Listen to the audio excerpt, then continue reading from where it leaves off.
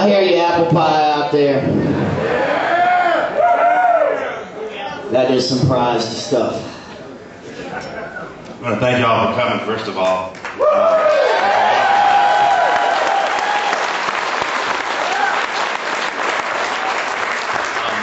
First I want to say, these programs are part of sort of an extension of what we do upstairs with our exhibits.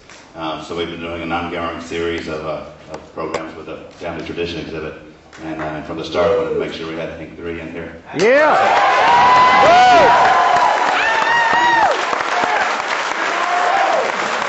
I think you made it feel pretty, everybody got along. Good, yeah, great. And the family's been so cooperative. It's what made the exhibit so special for us. I want to start, there's a couple of photographs I thought we'd talk about that are in the exhibit. One is you with your father, and that's Paul, which sort of talks about, to me, the idea that your family, you're part of a Williams family, which is an unusual situation to be in. So talk about what it's like to grow up as a Williams and how that... Well, I mean, it's definitely interesting. Growing up, I only saw my dad a couple of weeks out of the year. I would go and see, the Bo Sivas crowd, see the behind the stage, see the full-on crazy show. And when he wasn't on the road, it would pretty much be hunting and fishing and all the things that he really sings about. But my big claim to fame, as far as being with Les Paul and Hank Jr. was saying, "Our hair's not orange, we don't wear changing spots." Well, what he was doing was making fun of me and my friends. If you really do your homework. But I was proud to be able to get Fishbone and get Suicidal Tendencies in that video. So it's got a little bit of a deeper meaning. But Hank Jr. was rockin' Randall Hank Jr. And as time goes on, bands got heavier and sounds got more extreme. So it's only a natural progression for me. The other photo up there is thinking about is the ones of your grandfather with the mules, the jumping mules and stuff, and that's, I think, where Ass Jack comes from, right?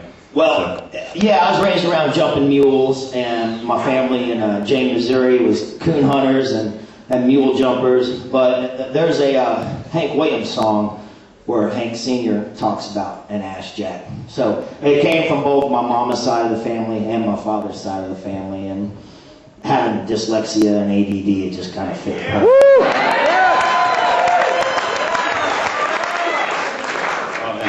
And I think sort of the point there is that you do come from two families, that both those families have been influential in your life. And maybe you want to talk about your maternal side of your family as well. So.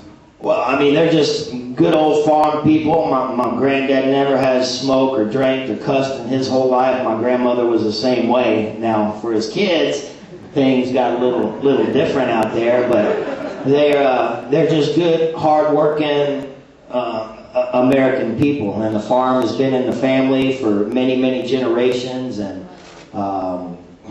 it was basically work and a getaway for me growing up. But that's, Shelton kind of means farm boy, and that's where I got a lot of my influence and a country way of living and having, some good vibes out in the woods, pretty much. So I don't know.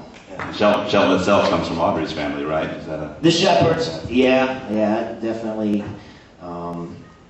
I hear they don't stay in one place that much. They're always nervous, and walking around, or doing, keeping on the go. And I definitely have a bit of that. If you're around me one-on-one, you can feel the nervous energy. So as we start talking about your music, at some point you played with your dad, but at some point you started forming your own bands and took a different direction.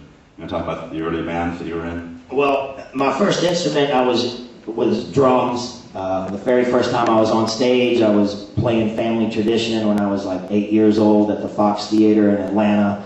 And as far as being in some of my very first bands touring around the tri-state area, was Shroud, and FUCT broke up and a band called Buzzkill came about. And I got to be in that band after the legendary King Coomer. And then it went from Whipping Post and all kinds of Salida and all kinds of different projects. And then we were opening up for Buzz Oven, and that's where the law came in and said, well, here's a piece of paper and you owe quite a bit of money. And a judge told me that playing music was no real job, boy, and you're going to have to go out there and get a real job, and that's where Curb Records came into play and things like that. But my vision for music and rock, usually you're old by the time you're 25 years old. And with country, you can grow old with your fans. And I always wanted to rock out as much as I could first and then grow old with my fans. But it got reversed on me, and nowadays it's been more of a blessing than a curse because it has created our hellbilly crowd out there.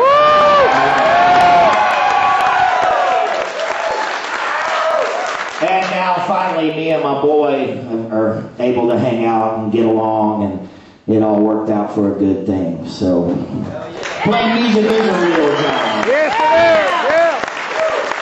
You know, with your father, obviously, he also at one point was a rocker, as you talked about Rock and Randall, and was also being pushed out there to do the country music to make money. And eventually found a way to combine them two and found his own sound. And there's a sense that I think that you did that, but using your generation's sort of progressive music, which is hardcore rock and country, and then you combined it in a way that nobody else quite has. How did that come about? How did you find that sound? Well, it's just having an open mind and listening to all kinds of music and having heroes that are really diverse, from Melvins to Melvins to Slayer to on and on, man. There's all kinds of different bands out there. It's just hard to go down the list right now, but it's basically you're playing a country show and then you see your kids in black and then you're wanting to pay respects to them, or you're seeing the guy with the big cowboy hat and you're wanting to make him happy, and it's going through the motions and a lot of different sounds and a lot of different energy and trying to not necessarily make everybody happy, but just trying to cover a lot of ground for not really, we've never had the #1 song, we haven't had that much radio support, and I think that's part of the reason a lot of folks like us. We don't have a big stage, or no banners or any of that. We just get up there and play our songs and try to keep it real without having a #1 song. And just as far as saying that, look at the legends that have had #1 songs that don't get respect on the radio to this day.